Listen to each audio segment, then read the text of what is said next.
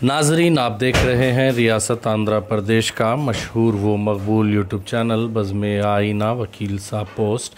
मैं सैयद कुदरतुल्लाह खादरी वकील साहब फिर एक नए पोस्ट के साथ आपके रूबरू हाजिर हूँ।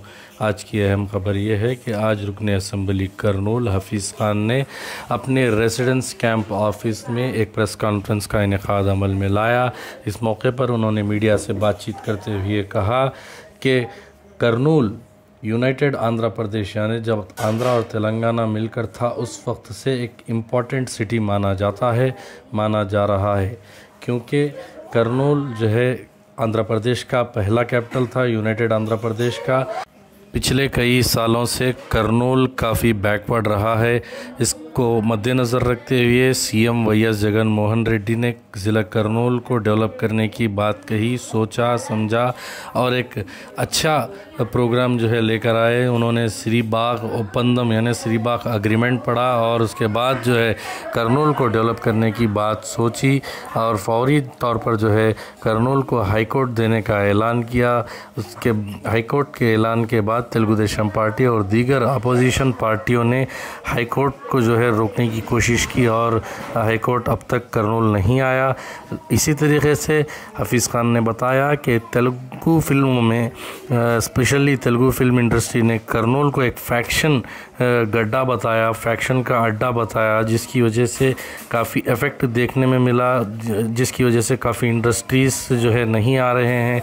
क्योंकि इंडस्ट्रीज़ अगर आना है, बड़े पार्क्स आना है, अगर कोई इम्पोर्टेंट चीज़ें यहाँ पर आना हो तो पहले अमन होना लाजमी है। ऐसा हफीज़ खान ने कहा कि तेलुगु फिल्मों की वजह से, जिसमें जो रायलसीमा को फैक्शन इलाका बताया गया, उसकी वजह से जो है उसका असर इंडस्ट्रीज़ पर, इंडस्ट्रियलिस्ट पर काफ़ी पड़ा। लेकिन ये सब अब धीरे धीरे ख़त्म हो चुका है। उन्होंने कहा कि आने वाले दिनों में करनूल को डेवलप किया जाएगा बड़े पैमाने पर। उन्होंने कहा कि वज़ीर आला वाईएस जगन मोहन रेड्डी ने करनूल को डेवलपमेंट के तहत जब हाई कोर्ट का ऐलान किया तो ह्यूमन राइट कमीशन यहाँ पर आया, इसी तरीके से वक्फ ट्रिब्यूनल यहाँ पर दिया गया, लोक आयुक्ता दिया गया और अब नलसार यूनिवर्सिटी यानी नेशनल लॉ यूनिवर्सिटी भी जो है यहाँ पर करनूल में आने वाली है। इसी तरीके से कई बहुत सारे प्रोग्राम्स करनूल में होने वाले हैं। करनूल को डेवलप करने के लिए हफीज़ खान ने कहा कि रायलसीमा इलाका, रायलसीमा बिलखुसूस करनूल का जो एक आइकॉन है, जिसे करनूल की शनाख्त है, पहचान है, उनमें से दो चीज़ें हैं, एक कोंडारेड्डी ब्रूज है और दूसरा गुंबद है। तो कोंडारेड्डी ब्रूज को जो है डेवलप करने के लिए कोई पिछला लीडर नहीं सोचा, तो अब वाईएस जगन मोहन रेड्डी ने यहाँ करनूल को डेवलप करने के लिए कोंडारेड्डी ब्रूज के करीब एक बेहतरीन पार्क बनाया है। यहाँ पर डेवलपमेंट किए जा रहे हैं ताकि जो लोग करनूल को आते हैं वो यहाँ पर आकर हमारे कल्चर को, हमारी तहज़ीब को पढ़ सकें। हफीज़ खान ने कहा कि कल यानी 28 जनवरी को कोंडारेड्डी ब्रूज के करीब अपोजिट जो एक पार्क बनाया गया है उसमें लेज़र शो और साउंड शो परमानेंट तौर पर लगाया गया है, जिसे देखने के लिए बहुत सारे इलाक़ों से लोग आएंगे और एक तारीख़ी काम करनूल की तरक्की के लिए और करनूल वालों के लिए बनाया गया है, ऐसा कहना था हफीज़ खान का। हफीज़ खान ने कहा कि ये तमाम जो तरक्याती काम हो रहे हैं ये सिर्फ़ और सिर्फ वाईएस जगन मोहन रेड्डी की ख़ास नज़र से हो रहे हैं। आने वाले दिनों में करनूल को मज़ीद डेवलप किया जाएगा। आप देखिए ख़ुसूसी रिपोर्ट। सैयद कुदरतुल्लाह खादरी वकील साहब को दीजिए इजाज़त। अगर आप हमारे चैनल को अब तक सब्सक्राइब नहीं किए हैं तो ज़रूर सब्सक्राइब करें, लाइक करें, शेयर करें, कमेंट करें, बेल बटन दबाना ना भूलें ताकि लेटेस्ट वीडियोस आप तक बआसानी से दस्तयाब हो सके। అందరికీ నమస్కారం। కర్నూలు నగరము ఉమ్మడి ఆంధ్రప్రదేశ్లో కూడా ఒక ప్రాధాన్యత ఉండే నగరము. ఎందుకంటే ఫస్ట్ క్యాపిటల్ ఆఫ్ ఆంధ్ర ఉండడము, ఆ రోజు తెలుగు వాళ్ళందరూ ఒకటిగా ఉండడానికి హైదరాబాద్కు క్యాపిటల్గా ఇవ్వాలి అని చెప్తే ఆ రోజు ఎలాంటి డిమాండ్లు చేయకుండా కర్నూలు ప్రజలు త్యాగం చేయడం జరిగింది. ఆ రోజు నుంచి ఈ రోజు వరకు కూడా కర్నూలు ఒక వెనుకబడిన ప్రాంతం లెక్కనే ఉంటుంది. ఆ వెనుకబడిన ప్రాంతానికి గౌరవ ముఖ్యమంత్రి వర్యులు శ్రీ వైఎస్ జగన్మోహన్ రెడ్డి గారు వచ్చిన తర్వాతనే శ్రీబాగ్ ఒప్పందంని గుర్తించడము, కర్నూలు నగర ప్రజలకు ఆకాంక్షలకు మరి న్యాయ రాజధాని అని చెప్పి ప్రకటించడము, దానిని ప్రతిపక్షాల పార్టీలు ఎలా అడ్డుకున్నాయి, మా అభివృద్ధిని ఎలా అడ్డుకున్నారనేది మీకు తెలిసిన విషయం. దానితో పాటు తెలుగు చలనచిత్ర పరిశ్రమలో కర్నూలుని ఎక్కడో చోట ఒక ఫ్యాక్షన్ గడ్డగా చూపించడం జరిగింది.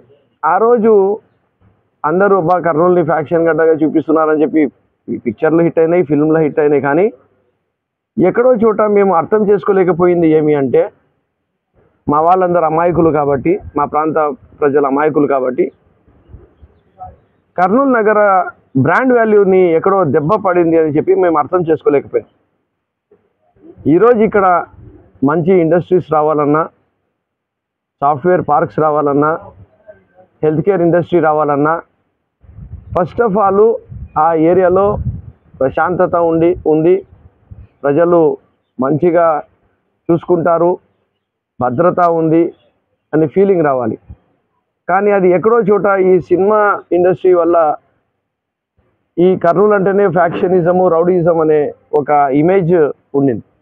ఈరోజు గౌరవ ముఖ్యమంత్రి గారు మనకు న్యాయ రాజధాని అని ఇచ్చిన తర్వాత హ్యూమన్ రైట్స్ కమిషన్ రావడము, లోకాయుక్త రావడము, వక్ఫ్ ట్రిబ్యునల్ రావడము, రేపు లా యూనివర్సిటీ రాబోతుంది, అలాగే ఎన్నో అభివృద్ధి పనులు మనము చేయడము, కర్నూలు ముఖ చిత్రాన్ని మార్చడము జరిగింది. దీంట్లోనే భాగంగా the icon of Kurnool, the icon of Rayalaseema is Kondareddy Burj.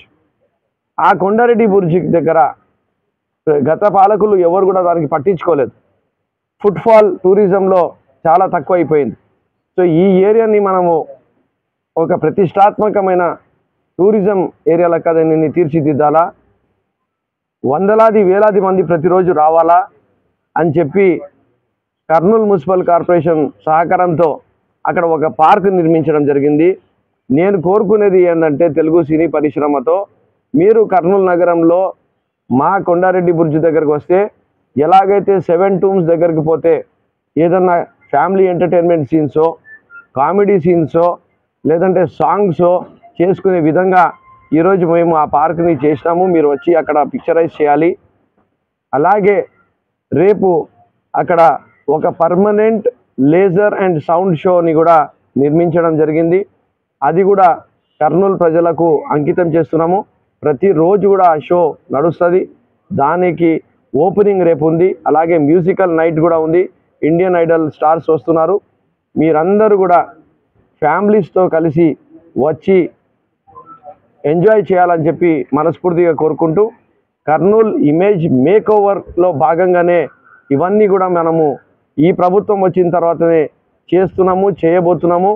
అలాగే హైదరాబాద్ బెంగళూరు ఇండస్ట్రియల్ కారిడార్ని కూడా గౌరవ ముఖ్యమంత్రి గారు వచ్చిన తర్వాతనే ఆ ఫైల్ కూడా అప్రూవ్ అయింది. ఓర్వకల్ హబ్కు నీళ్లు ఇవ్వడం ఫైల్ కూడా ముఖ్యమంత్రి గారు వచ్చిన తర్వాతనే ఇవ్వడం జరిగింది. సో రాబోయే రోజుల్లో యువతకు జాబ్స్ వచ్చేవి. కర్నూలు మున్సిపల్ కార్పొరేషన్లో దోమల సమస్య ఉంది అని చెప్పి గుర్తించి దానిపైన ట్రాక్టర్లని పెట్టి స్ప్రేయింగ్ చేపించడము, ఫాగింగ్ మెషిన్స్ పెట్టి ఫాగింగ్ చేపించడము, దానికి కావాల్సిన జర్మన్ టెక్నాలజీతో కూడా దాదాపు 5 ఫాగింగ్ మెషిన్లు ఈరోజే తెప్పియడము అనేవి అన్ని రకాల చర్యలు తీసుకోవడం జరుగుతుంది. దాంతోపాటు ఒకవైపు హంద్రి, ఒకవైపు తుంగభద్రలో వీడ్ అంటే గ్రీన్ వీడ్ ట్రీస్ ప్లాంట్స్ రావడము, దాన్ని కూడా క్లీన్ చేపించడము, లార్వే ఎక్కడ ఉందో ఆ లార్వేని డిస్ట్రాయ్ చేయడము, కేసీ కెనాల్లో కూడా మొత్తం లార్వేని డిస్ట్రాయ్ చేసే విధంగా ఒక ప్రతిష్టాత్మకమైన చర్యలు కర్నూలు మున్సిపల్ కమిషనర్ గారు భార్గవ తేజ గారు తీసుకున్నందుకు ఆయనకు కూడా నేను ధన్యవాదాలు తెలుపుకుంటున్నా. కానీ ద వాల్యూమ్ ఆఫ్ మాస్కిటోస్ అనేది చాలా ఎక్కువ తీవ్రంగా పెరిగిన వల్ల దానికి ఇంత చర్యలు చేస్తున్నా ఇంకా కొంచెము ఎక్కువ చర్యలు తీసుకోవాల్సిన అవసరం ఉంది అని చెప్పి గుర్తించి భార్గవ తేజ గారితో ఈరోజే నేను మీటింగ్ చేసి 5 ఫాగింగ్ మెషిన్స్ కాదు సార్, ఇంకా 5 ఫాగింగ్ మెషిన్స్ 10 ఫాగింగ్ మెషిన్స్ పెంచుదాము అని చెప్పి కూడా ఆయనకు తెలియజేయడం జరిగింది. దానికి కూడా దాతలు ముందుకు వచ్చి ఒక్కొక్క మెషిన్ 1 లక్ష రూపాయలు అవుతుంది ఫాగింగ్ మెషిన్. దాంట్లో కూడా అందరూ ముందుకు వచ్చి ఎవరో ఒకరు సహకరిస్తే బాగుంటుంది అని చెప్పి కూడా మీ ద్వారా తెలియజేసుకుంటూ, ఏదైతే తెలుగుదేశం నాయకుడు హైపో నేను ఇస్తాను అని చెప్పి చెప్తున్నారో, హైపో ఇస్తే ఇప్పుడు ఉండే ఎక్విప్మెంట్స్ చెడిపోయే పరిస్థితి ఉంది అని చెప్పి శానిటేషన్ డిపార్ట్మెంట్ చెప్పడం జరిగింది. అలాగే హైపో వల్ల ఇది కంట్రోల్ అయ్యే పరిస్థితి కాదు. మేము ఎంటమాలజిస్ట్తో వేరే వాళ్ళతో మాట్లాడుకొని ఒక స్టాండర్డ్ ప్రొసీజర్ ఏదైతే ఉంటుందో, ప్రోటోకాల్ ఉంటుందో అది పూర్తిగా అన్నీ కూడా చేస్తున్నామని చెప్పి తెలియజేసుకుంటున్నాము. వాళ్ళకు ఏదో వేస్ట్ని ఈరోజు ఇచ్చి ఈ ఎలక్షన్లలో లబ్ధి చెందాలా అని చెప్పి ఒక ఏదైతే కుట్ర ఉందో, తెలుగుదేశం నాయకులకు నేను వాళ్ళకు చెప్పదలుచుకునేది ఒకటే, ఏమన్నా ఈ కర్నూలు నగరానికి చేసేది ఉంటే మంచిది చేయండి. ఎక్కువ శాతము పొల్యూషన్ చేస్తున్నది మీ వల్లనే, ఎక్కువ శాతము చెడు జరుగుతుంది కూడా మీ ఫ్యాక్టరీ వల్లనే. కర్నూలు నగరానికి దానివల్ల ఎలాంటి లాభం లేదు. మీరు ఎంతమందికి దాంట్లో ఉపాధి ఇచ్చినారు, ఎంతమంది ఉపాధి నుంచి బయట నుంచి వచ్చి వాళ్ళు పని చేస్తున్నారు, ఎందుకు బయట వాళ్ళకు తక్కువ డబ్బులకి వాళ్ళకు వేజెస్ తక్కువ ఇచ్చి వాళ్ళని ఉపయోగించుకుంటున్నారు? మా కర్నూలు నగరంలో ఉండే వాళ్ళ ప్రతి ఒక్కరికి కూడా అవకాశం ఇవ్వచ్చు కదా. సో ఇవన్నీ కూడా మేము అడిగే సమయం వస్తుంది. ఆ టైంలో ఖచ్చితంగా వాళ్ళకు కూడా అడుగుతాము. ఈరోజు కర్నూలు మున్సిపల్ కమిషనర్ ఒక ఐఏఎస్ ఆఫీసర్గా, ఒక బాధ్యతగా, చాలా బ్రహ్మాండంగా ప్రతి ఒక్క గల్లీలో ఈరోజు ఒకవైపు ఇంజనీరింగ్ సెక్షన్ వాళ్ళు పనులు చేస్తుంటే, రెండో వైపు శానిటేషన్ డిపార్ట్మెంట్, హెల్త్ డిపార్ట్మెంట్ కూడా బ్రహ్మాండంగా పనిచేస్తుంది. దానికి ప్రజలు కూడా పూర్తిగా సహకరిస్తున్నారని చెప్పి మీకు తెలియజేసుకుంటున్నాను.